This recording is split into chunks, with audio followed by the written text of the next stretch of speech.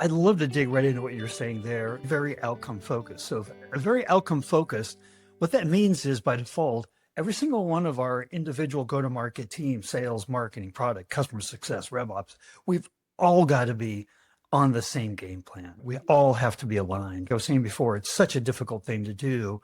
How do we tackle that? Before we talk about how we're really one department, how do we talk about how do we come together and how do we align? And maybe even start out with why is it so hard? This shouldn't be, we're all one company. Nobody's telling us this is how you have to align. We write the rules ourselves internally. Why is it so hard? And then what have you learned how to do with it? I think it's hard because it's interpretations of the same problem through different lenses. A lot of people have their lived experience in their vertical and they're interpreting the same problem in a slightly different way. And I think as executives, it's really important that as cross-functional executive teams, we have alignment about those outcomes from the top down. Because I think in some organizations, they're expecting the individual teams to define the outcome. And that's where you have people chasing different metrics that are all ultimately chasing the same goal. If the executive team can come together and say, our expectation is that every team is focused on driving XYZ from the top down, it's much easier for teams to align on tactics, plans, and strategies that get us towards that goal.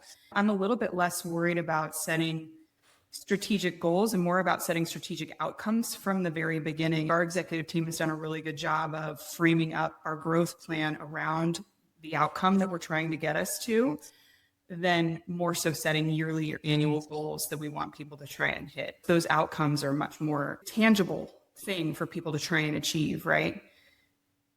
And it's interesting because those outcomes, we're all supposed to be outcome focused. Outcomes can't be grow revenue. Outcomes can't be this generic, we want revenue, sustainable revenue growth. We talk a lot about NRR and things like that. How do you define outcomes?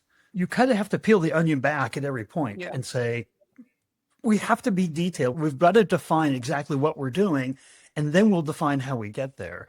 But how do you as a C-suite team come together and define that in a tangible way that the teams can understand?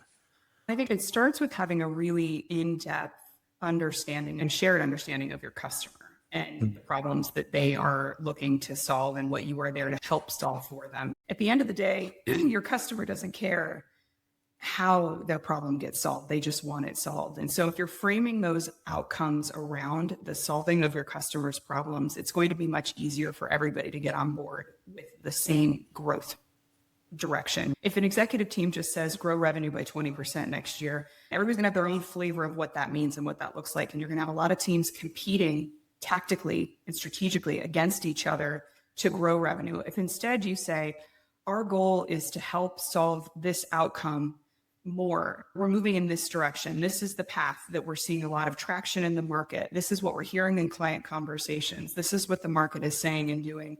And you have everybody centered around a certain specific objective, defining it as it relates to your customer and as it relates to the solutions that you offer, it's going to be a lot easier for people to say, okay, I can focus on that and not just broad-based 20% revenue growth across the board where people go crazy coming up with all kinds of different ideas all over the place. It becomes a little bit of not collaborative.